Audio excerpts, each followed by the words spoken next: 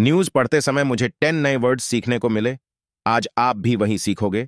The Delhi police said that security has been stepped up in crowded areas of the city in view of the blasts. यहां पर एक phrasal verb है, step up. इसका मतलब होता है किसी चीज की तीव्रता को बढ़ा देना या किसी चीज की स्पीड को या किसी चीज की मात्रा को बढ़ा देना। क्राउडेड यहां पर एक एडजेक्टिव है, मतलब भीड़ भाड़ से भरा हुआ या भीड़ भाड़ वाला। इन व्यू ऑफ एक फ्रेज है, किसी चीज के वजह से या किसी चीज के कारण। तो यहां पर इस लाइन का सिंपल मतलब होगा, दिल्ली पुलिस ने कहा कि धमाकों को ध्यान में रखकर या धमाकों को ध्यान में रखते हुए शहर के भीड़ भाड़ वाले इलाकों में सुरक्षा बढ़ा दी गई है या फिर सुरक्षा में बढ़ोतरी की गई है। Police has issued a high alert and increased security in view of the festive season.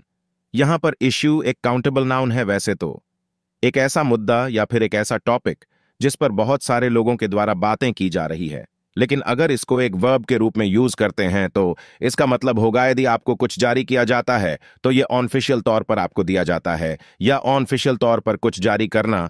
Police has issued a high alert मतलब पुलिस ने हाई अलर्ट जारी किया और त्योहारी सीजन को ध्यान में रखते हुए सुरक्षा को बढ़ाया। We have already seen the adverse effect of dams in Sikkim.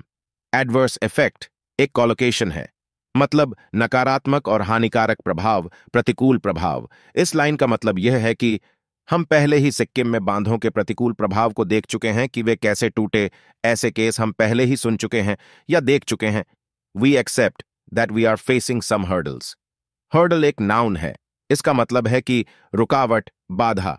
तो इस लाइन का मतलब होता है हम स्वीकार करते हैं कि हमें कुछ बाधाओं का सामना करना पड़ रहा है।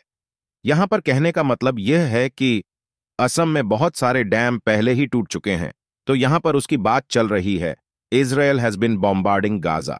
यहां बॉम्बार्ड एक वर्ब है जिसका मतलब होता है किसी एक जगह पर लगातार गोलीबारी करना या बम की वर्षा करना। इस लाइन का मतलब यह होगा इजराइल गाजा पर लगातार बमबारी कर रहा है, लगातार बमों की बौछार कर रहा है। The latter rumped into the Palasa bound train around 7 PM। यहां पर लैटर एक एडजेक्टिव है जिसका मतलब होता है किसी चीज के अंत की ओर या पीछे।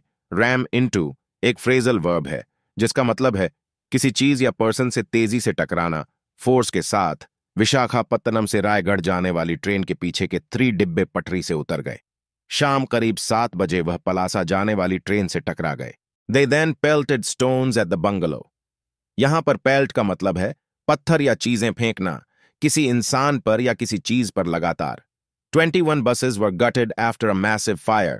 यहां पर गट एक वर्ब है जिसका मतलब है किसी बिल्डिंग या किसी घर के अंदर का हिस्सा आग से जल जाना। द आम आदमी पार्टी आप on Monday sought to blame Haryana for the pollution crisis in daily NCR। यहां पर सीक टू समथिंग एक फ्रेजल वर्ब है जिसका मतलब होता है किसी चीज को करने की कोशिश करना। ब्लेम यहां पर एक वर्ब है जिसका मतलब होता है किसी इंसान को या किसी चीज को दोषी ठहराना, किसी चीज के लिए इसको जिम्मेदार ठहराना। क्राइसिस एक नाउन है। अगर कोई इंसान किसी क्राइसिस में है तो मतलब वो एक संकट भारी स्थिति में है, संकटों से भरा हुआ है। मतलब सोमवार को आम आदमी पार्टी ने दिल्ली में प्रदूषण की स्थिति के लिए हरियाणा को दोषी ठहराने की कोशिश की।